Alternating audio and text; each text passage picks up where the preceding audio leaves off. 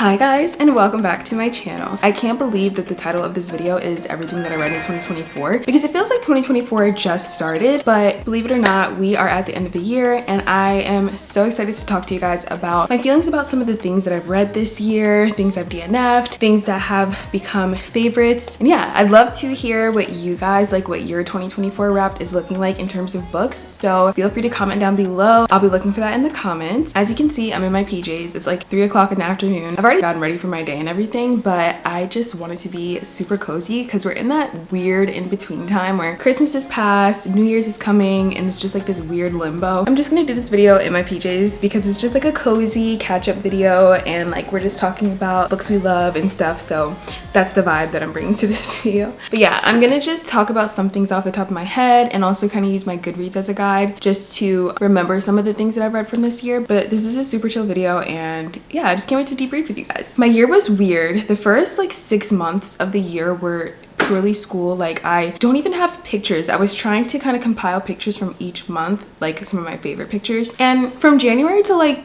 May, there's nothing, which is so crazy. But I was just like so deeply entrenched in school. I was like in a program. That's kind of like why I don't have much to say in terms of books as well. So like for the first 6 months of the year, I don't even need to look at Goodreads. I literally spent it reading the Throne of Glass series, which honestly was such a godsend. It could not have come at a better time. I honestly wish I could go back and reread it. Like I'm so sad that I've already read it, but it was so good. Overall, the series was 5 stars for me. So I did Assassin's Blade and then I did Throne of Glass. I read those in that order from November to December of 2023, and then in 2024 I went into the other books. I don't even remember the order anymore, there's so many of them. And then I did the tandem read and finished it out with Kingdom of Ash, and yeah, I just absolutely loved that series. It was like a more mature fantasy. The characters were very developed and I just loved how many characters there were and how important all of their perspectives were to the story and moved it along. As you read the Throne of Glass series, there are things that happen in the very beginning that become relevant at the end. It truly blows my mind the way that Sarah J Maas was able to preempt those things and tie them in. I highly recommend it if you love fantasy. That is what I started the year out with. Now I'm gonna go ahead to Goodreads to see what else I read. In June, I went to Europe and I brought 2 books with me. I brought Finale, which is the 3rd book in the Caraval series, and I brought Just for the Summer, which is the 3rd book in the Part of Your World series. Is it a series? I don't know. It's like a few romances like in an interconnected world, but it does say Part of Your World number 3. I finished Finale in Europe and it was really good. Finale is part of the Caraval series. There are 3 books to it. It's a trilogy. I really liked Caraval. Is Caraval my favorite fantasy that I've ever read? No. Is it still an entertaining read? Yes. And I'm glad that I read it. I thought that it was very unique in a lot of ways. I hadn't read anything like Caraval before. I think if I had to give that series a rating, I would give it a 4-star, maybe 3.75 to 4-star rating. But like understand that's still a really good rating, and I still say that if you're interested in the Once Upon a Broken Heart series, definitely read Caraval. Like I thought Caraval was still really good. I thoroughly enjoyed it, and I think it is gonna be really good for me to have the background knowledge that I have of that world as I move into the Once Upon a Broken Heart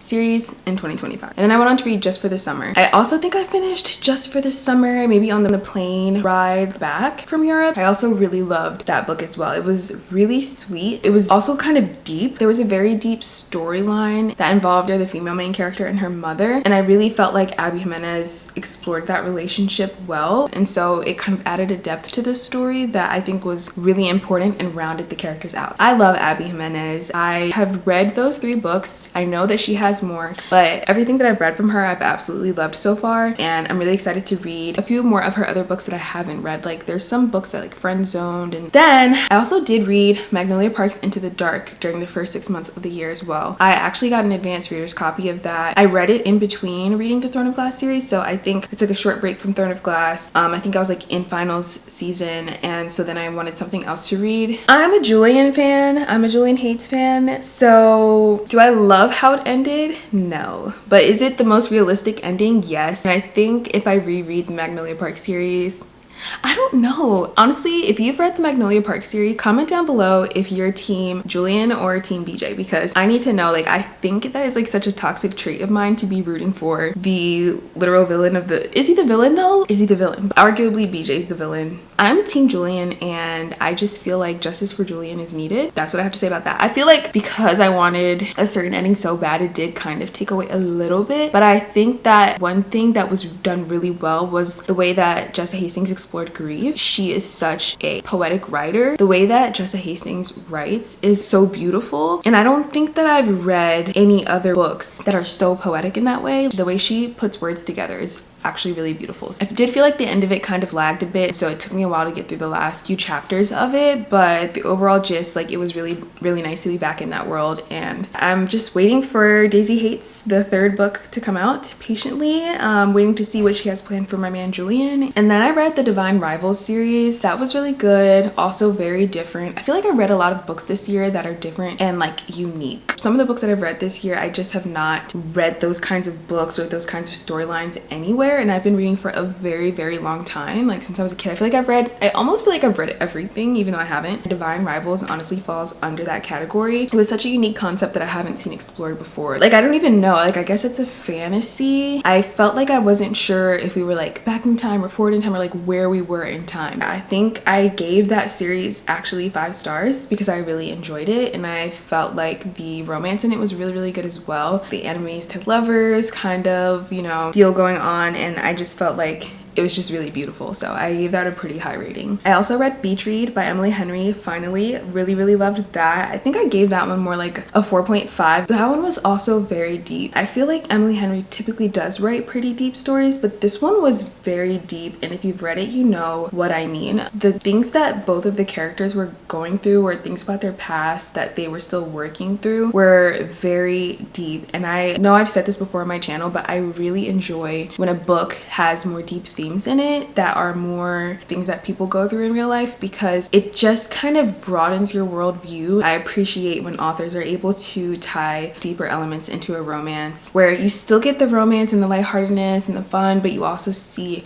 that the like characters are going through things, and I think it just makes the characters more relatable. So that's probably what I was trying to say. It just makes it more relatable. I read The Kiss Countdown by Etta Easton. That was her debut novel. She has another book out that I haven't gotten around to yet. Yeah, I gave this one 4 stars, or maybe 4.5, but on Goodreads it's saying 4. We really need the half-star ratings, Goodreads. Like, we need the half-star ratings. I really enjoyed this. I felt like it was kind of like a Hallmark-esque type of book.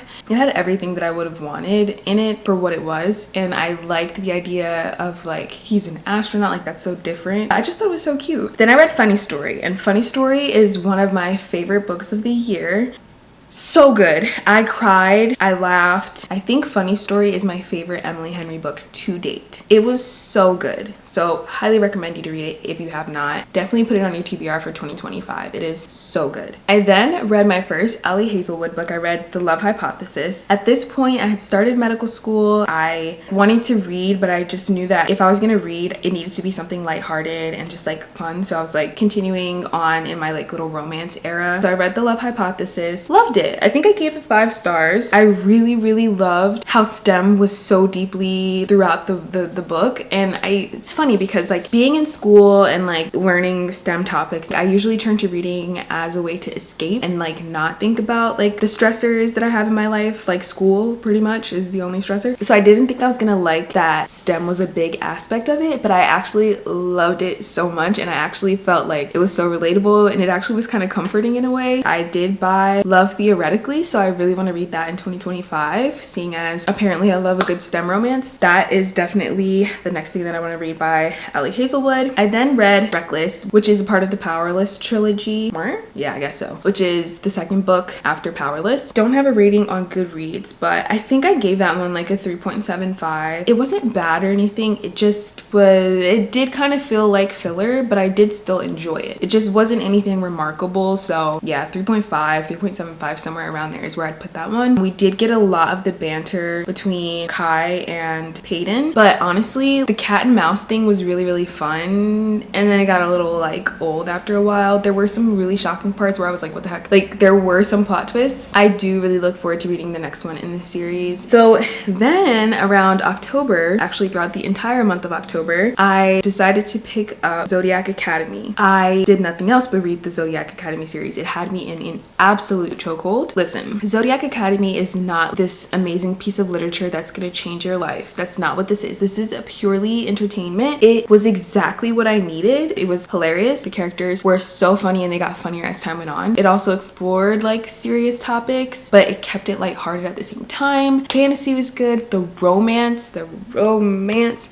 I think the series is very controversial and like for valid reasons, but honestly it was what I needed. I rated the series as a whole. Don't judge me. I rated it a 5 out of 5 because it just was exactly what I needed. It was so entertaining, so funny, so deep, and like truly the romance was amazing. I am obsessed with Darius and Tori. They were just perfect. I read it on my Kindle. It's on Kindle Unlimited, and so I just was like literally inhaling that series. I finished it so quick. I'm so sad that it's over. That's the thing, like whenever you read good books, it's so sad when it's over and you're just like looking for that next book that's gonna give you that same feeling. So then that ends where I was keeping up with things on Goodreads, and still there are some things missing. I recently started rereading the ACOTAR series. So I reread A Court of Thorns and Roses, A Court of Mist and Fury, and A Court of Wings and Ruin. I initially started rereading ACOTAR because my husband started listening to it on audiobook. I don't know how that happened, but I was so happy because I'd been wanting him to read it for so long. He was reading it and I felt like I wasn't remembering like little things. Like I would ask him for like a little update on like what was happening, and I'd be like, what? Like I don't remember, because I read it so long ago. It was like 2 years ago, maybe almost 3 at this point. I was like, you know what? I'm gonna reread ACOTAR. It's time, because every year I tell myself, every year since I read ACOTAR, I said I would do a reread, and I just never have. It still hits. It still hit. There were a lot of things that I forgot to happen, and I'm so happy that I reread it because it just brought me so much joy. Still a 5-star series for me. The last book that I read, which I just finished today, was The Atlas Complex. That is the 3rd book in the Atlas 6 series.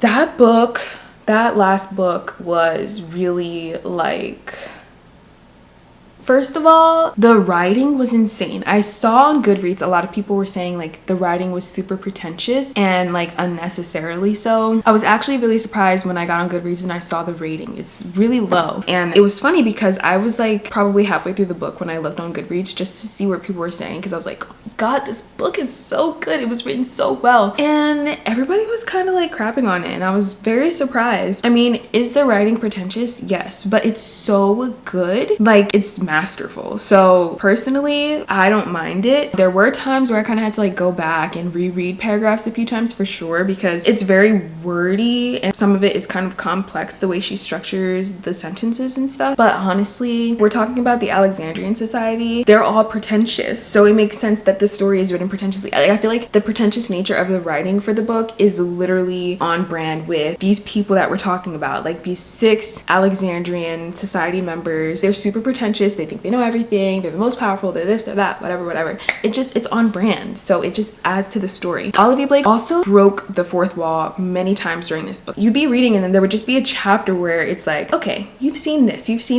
And she's like asking you ethical questions. There was a chapter where she stopped the story and started talking to you. Like she broke the 4th wall and she started asking you all of these questions about one of the characters. Like, is he ethical? Is he moral? Is he a good person? Is he bad? And like, I never thought I would say this because I'm a person who can be pretty black and white, but honestly the characters in this book are so morally gray and I really love it. I've never seen something where it so accurately showed how people aren't always just all good or all bad, and so accurately showed how we all can be so caught up in our own righteousness, thinking that we're right and thinking that we have the answers, and to us it makes sense, but at what cost to other people. What a book. It was definitely a super political book. And if you read the acknowledgments, Olivia Blake talks about how she wrote this at a time where the political climate of the United States was very scary, where women were losing rights and we were starting to have less rights than women who came before us. Climate change was being handled and just like all of these things. And like, so it was, she said that she wrote it from a place of rage, and you can tell, but it's beautiful. It is masterful. It is something that I'm so glad that I had the privilege to read, and it really made me think. And she said that in the acknowledgments, if nothing else, I hope this book makes you think. And it had a bit of a different tone than the first two books. The first book is The Atlas Six. The second book is called Paradox, The Atlas Paradox. That was the one that I liked the least. All three books though are more so character driven, and I really liked that. But the first and the third book have a bit more plot, like a lot more plot actually. I think if you like a character driven book, then this is the book for you. If you like morally gray characters and ethical quandaries and like things like that, it's a very good series to read. Can't promise that you'll love it because some people hate it. I loved it, and I'm really glad that I read it, and it was a really interesting book to end the year with. So that is all the books that I read this year. It was pretty easy to sit down and talk about them because it wasn't too many, but I really loved the things that I read this year. That says a lot. Like, I feel like because I have such limited time, and somebody actually said this to me in the comments on one of my other videos, I'm kind of like figuring out what things I really like. And so I have a lot of books that have high ratings, and at first I thought that was like a bad thing because I was like, okay, how is it that I'm rating all these books highly? Like, maybe I'm just kind of like doling out 5 stars. But honestly, I think it's just that I know myself, I know what I want to read, and because my time is limited, I'm picking quality reads for me, or things that are just entertaining for me that I like. That's why I've had such a good reading year. Like, I really have. I had a reading goal of reading 50 books. Let's see, I have 21 books here. I probably read maybe like 25, so I read half of what I was supposed to read, but I'm okay with that. I really am. I'm so excited to see what books I'll be reading in 2025. I want to do a video where I talk about some new releases that I'm excited for. Thank you guys so much for sitting and listening to me. Yeah, I hope that you guys had a wonderful reading year as well. I will see you guys in 2025.